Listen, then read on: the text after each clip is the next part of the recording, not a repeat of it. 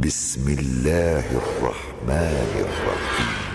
يا أيها المدثر قم فأنذر وربك فكبر وثيابك فطهر.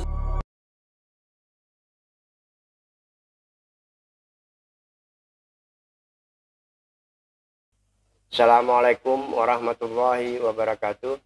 Para pemirsa yang dirahmati Allah, kita ketemu kembali dalam kajian rasionalitas Qurani bersama Bapak Haji Suwan Muhammad Isa, yang mana pada kajian kali ini kita akan membahas tema ikhtilaf atau perbedaan itu dilarang Al-Quran. Pada tema 134 yang lalu telah disampaikan bahwa ijtihad atau ijma' adalah suatu hal yang niscaya jika Al-Quran dan Sunnah tidak ada mengaturnya, sebagaimana ditegaskan dalam hadis Mu'az bin Jabal. Namun di lain pihak, hal ini dapat menyebabkan terjadinya perbedaan. Perbedaan-perbedaan tersebut akhirnya dipandang hanya sebagai kebebasan berpikir yang disebut ikhtilaf, yang malah membawa rahmat. Bagaimana pandangan rasionalitas Qurani dalam hal ini, Pak Suwan? Terima kasih, Ajul. Assalamualaikum warahmatullahi wabarakatuh. Kita di tema 135, Pak Jul ya. Memang tadi yang Pak Jul katakan, kita kan sering mendengar bahwa kadang-kadang ada disamakan antara pemahaman atau istilah ikhtilaf dengan perbedaan. Kadang-kadang jadi biasanya di masyarakat umum itu sering digunakan itu hanya masalah ikhtilaf saja, itu dikatakan masalah khilafiyah katanya. Nah, apa yang kita ingat atau sejarah yang kita pahami, rangkaian sejarah yang kita pahami sekarang ini dari rangkaian-rangkaian yang lalu, ternyata perbedaan itu kan kita dengar malah menimbulkan malapetaka, malah menimbulkan satu perselisihan, membawa kadang-kadang bahkan membawa suatu kegoncangan, bukannya membawa rahmat seperti yang dikatakan gitu. Nah, itu yang pertama gitu. Nah, yang kedua, memang ada hadis yang menyatakan bahwa ikhtilaf itu membawa rahmat, seperti dikatakan ikhtilaf ummati rahmah, bahwa ikhtilaf itu di dalam umatku itu adalah suatu rahmat. Bahkan ada redaksi lain lagi dikatakan wa ikhtilaf ashabi lakum rahmah. Ikhtilaf itu bagi kalian, ikhtilaf para sahabat itu sebenarnya memberikan rahmat bagi kamu gitu. Nah, ini yang sering digunakan oleh para pendakwah, penceramah begitu.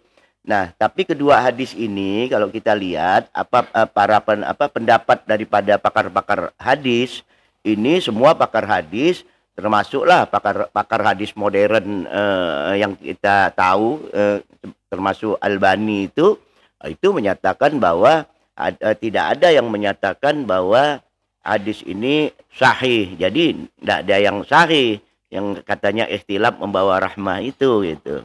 Ya. Jika tidak sahih, mengapa hadis ini selalu dipopulerkan oleh para ulama? Nah, ini kan para dai terutama para dai fuqaha ini selalu menyampaikan, mungkin maksudnya baik ya, menyampaikan kadang-kadang kisah para intelektual muslim di masa lalu, di mana yang ditunjukkannya itu adanya perbedaan. Nah, inilah yang dikatakan sebagai sebuah ikhtilaf gitu. Nah, misalnya dicontohkan di dalam misalnya ada dua orang ulama, katanya satu aliran yang pakai kunut, biasanya kan gitu tuh, yang satu tidak pakai kunut. Nah, ketika dia jadi imam, yang makmumnya yang kunut, walaupun dia tak pakai dia kunut. Nah, yang satu yang satu jadi imam, dia mengikuti. Nah, ini memberikan contoh bahwa sebenarnya itu ikhtilaf itu katanya tidak bermasalah gitu. Nah, tidak bermasalah di dalam praktek-praktek keagamaan gitu. Nah, jadi ini yang selalu dihembuskan sehingga kita di kalangan awam kita ini ya udah kalau gitu ikhtilaf enggak ada masalah itu katanya, biarin aja katanya, kenapa harus ribut gitu. Bagaimana pandangan rasionalitas Qur'ani menanggapi hadis tentang ikhtilaf di atas, Pak? Kalau pandangan hadis lah ya. Nah, mungkin kalau dari sisi rasionalitas Quran,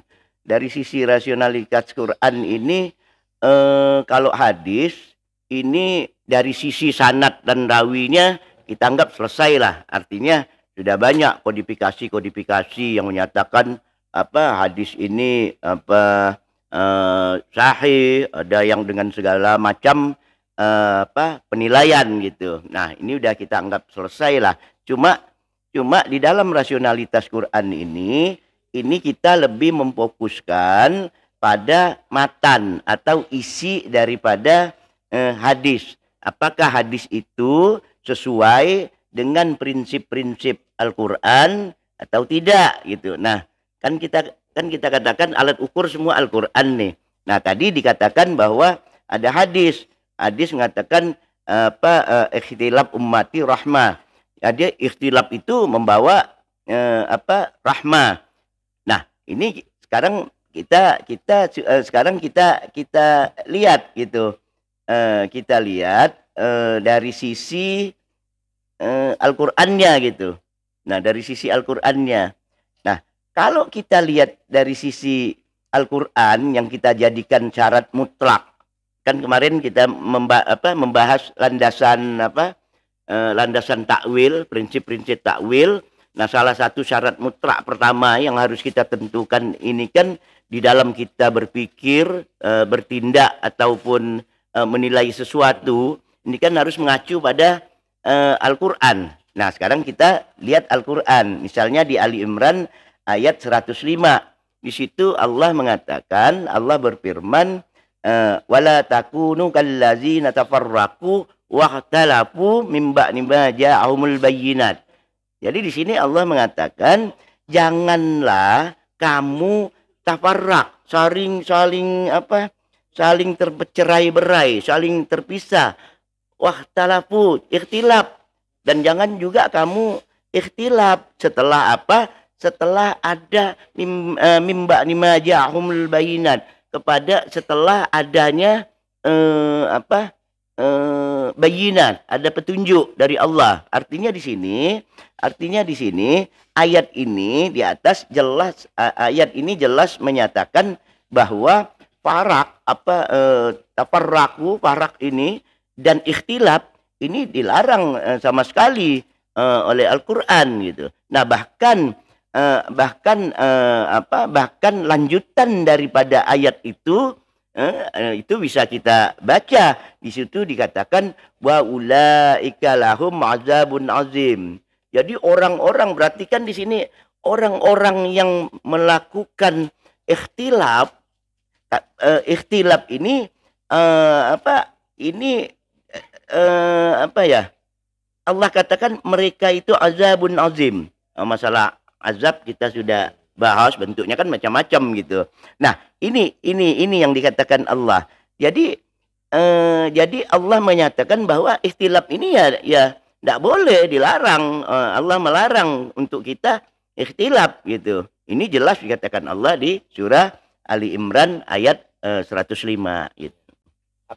Tapi kan selama ini di masyarakat selalu dihembuskan bahwa ikhtilaf ini tidak masalah, Pak Iswan. Nah, kalau itu tadi kan sudah saya katakan nih, kita berbicara tentang konsep kata. Jadi kalau kita konsep kata daripada kata ikhtilaf tadi itu. Nah, ikhtilaf berdasarkan Al-Qur'an eh, eh, apa eh, apa eh, apa ikhtilaf yang digunakan oleh Allah berdasarkan Al-Qur'an gitu. Nah, artinya jika tadi katanya kan pertanyaan Pak Jul tadi katanya banyak dikatakan bahwa ikhtilaf itu kan tidak ada masalah.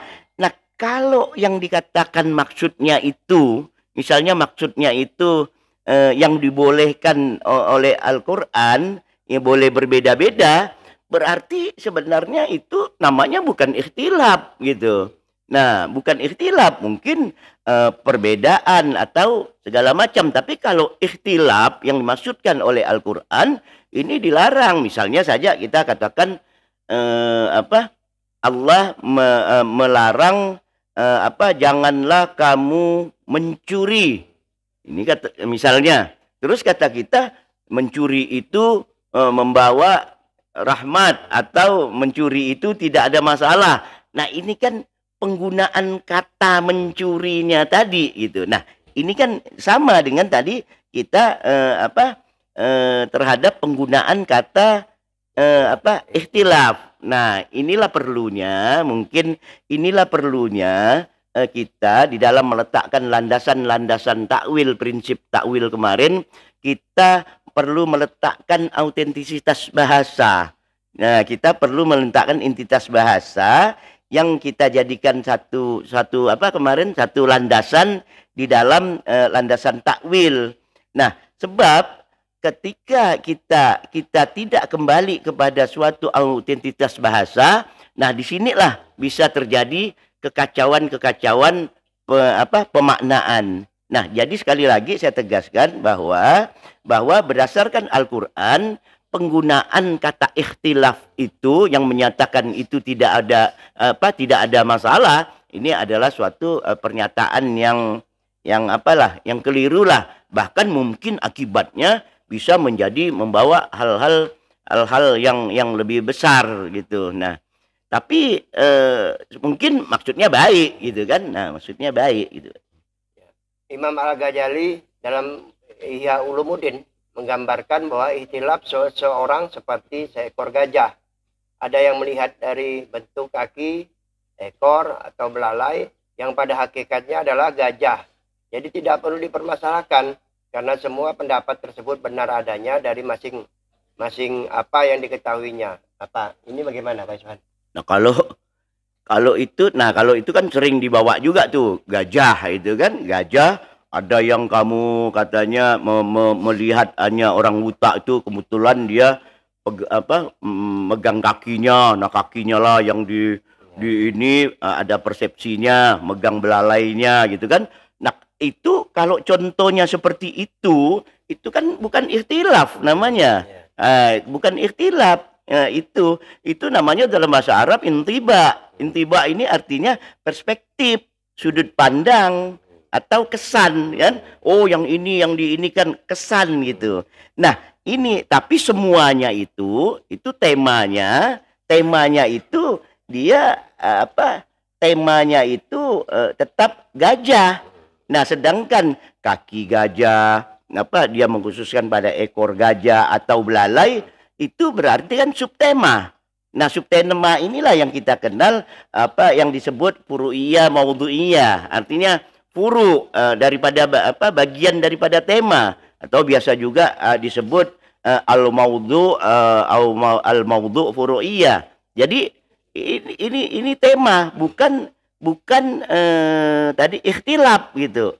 Nah, oleh sebab itu kita sering mengenal misalnya ada tafsir tematik, itu kan disebut tafsir maudhu ini kan. Nah, tafsir maudhu. Nah, ini sebenarnya ini yang disebut tadi belalai itu subtema, sedangkan temanya dia tetap gajah gitu. Nah, ini bukan ikhtilaf, tapi ini namanya intiba. Nah, intiba atau furu. Nah, ini jadi ikhtilaf itu bukan furu gitu. Nah, ikhtilaf bukan furu. Furu itu masalah-masalah integral. masalah integral, masalah derivatif. Misalnya gini, kita di belajar matematika, kita kan sudah belajar integral derivatif tuh. Misalnya dikatakan temanya adalah fungsi X.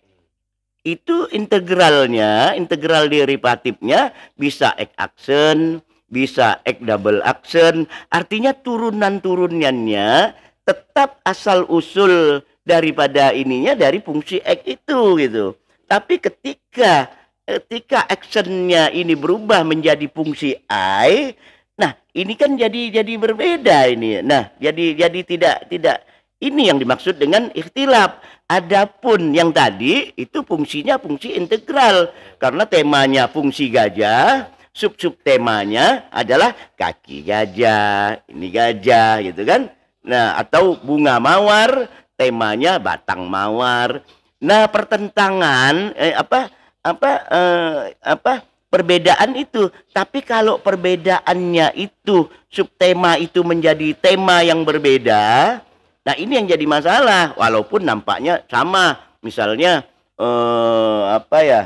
misalnya pohon mawar, batang mawar berduri, tapi yang dibahasnya batang, kalau kita orang Pontianak itu batang pohon rukam. Oh itu kan sama-sama berduri, tapi satunya satunya bisa menimbulkan bau yang harum mawar, tapi duri rukam kan bisa memburu hantu kan. Nah ini dua hal yang berbeda. Nah inilah yang dimaksudkan oleh ikhtilaf di dalam Ali Imran ayat 105 itu, bukan sub tema furu-furu yang terjadi di dalam masyarakat gitu. Bagaimana membedakan antara keduanya dalam menyampaikan kepada umat istilah ini dalam bahasa sederhana? Karena istilah ini sudah digunakan sebagai tradisi masa lalu. Nah, kalau tradisi masa lalu itu kan pertama dulu saya ulangi dulu, saya pengen jelaskan dulu bahwa puruk-puruk yang tradisi masa lalu itu kan bukan ikhtilaf gitu. Itu hanya perbedaan sub topik. Nah, fokus daripada sub topik inilah yang membangkitkan semangat umat Islam sehingga dia berkembang gitu, sehingga dia menguasai berbagai hal seperti dia ibarat seperti, kalau contoh dalam Al-Qur'an itu seperti pohon pemikiran, di mana dia subur, dia berbuah, dia menghasilkan hal-hal yang bisa dinikmati gitu. Nah, inilah yang menyebabkan dulu ini timbullah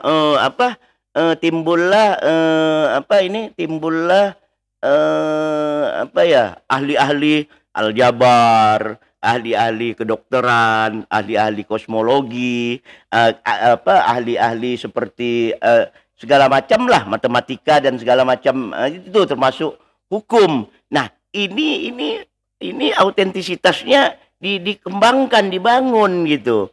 Nah, inilah yang dicontohkan oleh Allah di dalam surah Ibrahim ayat 24 dan 25. Allah mencontohkan di situ. Allah katakan, tidakkah kamu perhatikan, ya kan? Tidakkah kamu perhatikan bagaimana Allah membuat suatu perumpamaan kalimat yang baik itu seperti pohon, di mana akarnya ini menancap dan cabangnya ini banyak, daunnya rimbun. Allah katakan, dan pohon itu menghasilkan buah setiap momen, setiap saat. Di situ digunakan kata kullahin. Setiap momen, setiap ada momen-momen, nah dia menumbuhkan pohon. Nah, dengan izin Tuhan, dengan izin Rabbnya. Nah, ini yang menyebabkan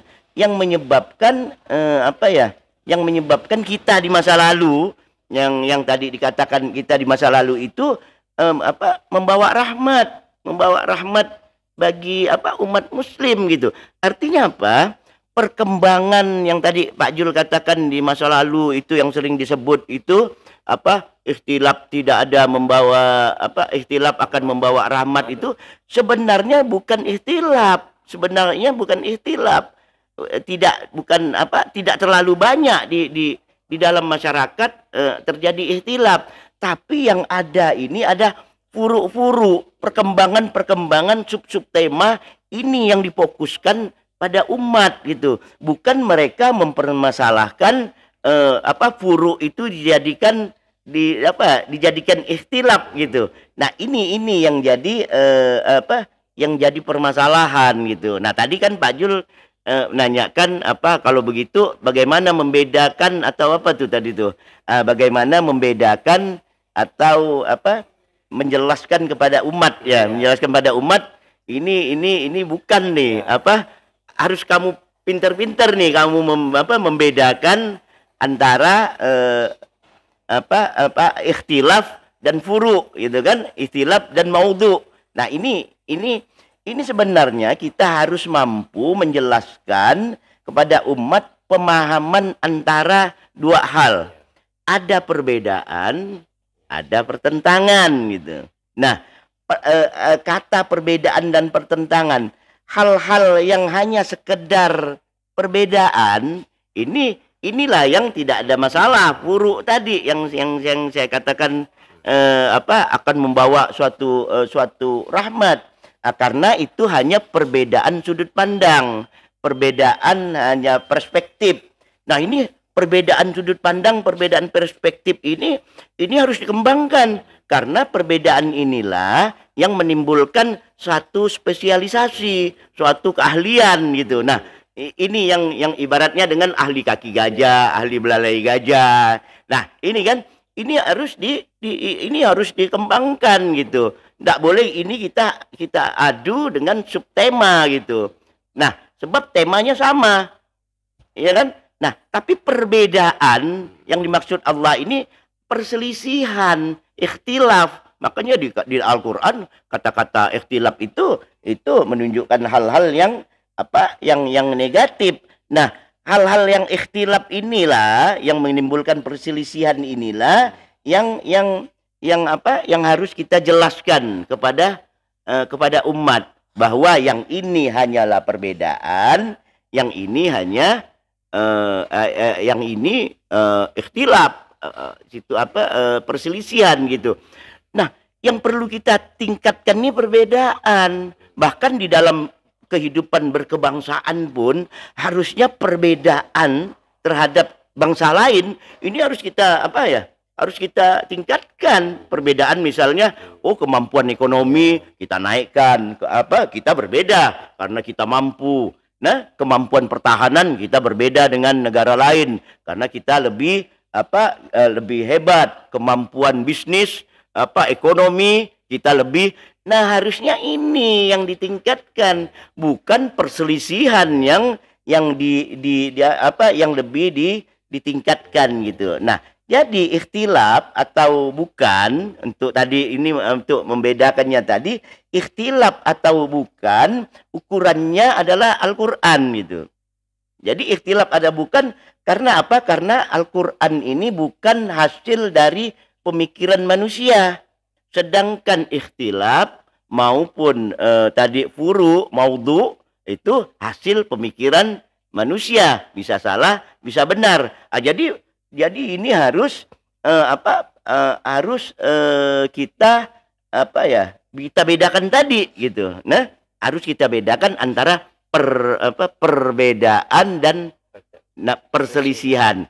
Nah, saat ini kondisi kita hari ini kita di samping kita banyak ikhtilaf terhadap pemahaman Al-Qur'an yang dilarang oleh Allah tadi setelah datangnya petunjuk, perbedaan yang dibolehkan, yang furu di dalam pengembangan bagian-bagian tadi, justru ini juga dijadikan sekarang suatu ikhtilaf dalam makna perselisihan. Nah, kita tahulah sekarang melibatkan perselisihan-perselisihan dengan menggunakan atau berlandaskan pemikiran-pemikiran masa lalu yang kita sebut apa dengan turaf. Ya. Turas itu hasil pemikiran masa lalu yang masing-masing kita pegang. Nah, ini yang kita jadikan apa?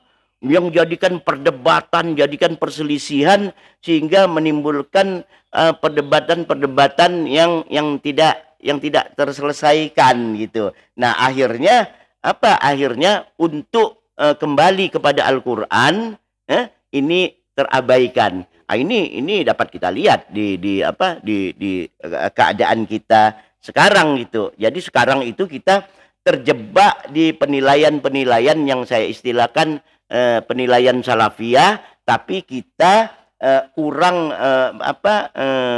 salafiyah originalitas kita kurang meningkatkan autentisitas usuliyah di dalam pengembangan Al-Qur'an. Nah, inilah yang dapat saya sampaikan.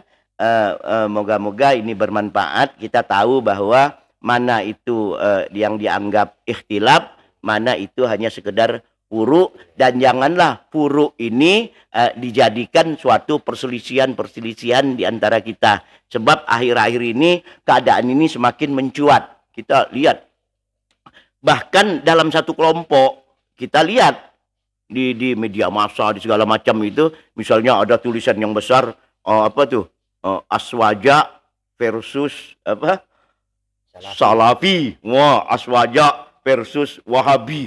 Nah, ini kan kalau nama versus ini kan udah kayak perselisihan udah tinju itu. Nah, inilah mungkin yang pesan yang dapat kita sampaikan. Janganlah hal-hal furu yang harusnya kita kembangkan seperti perspektif ini justru ini kita jadikan Ikhtilaf.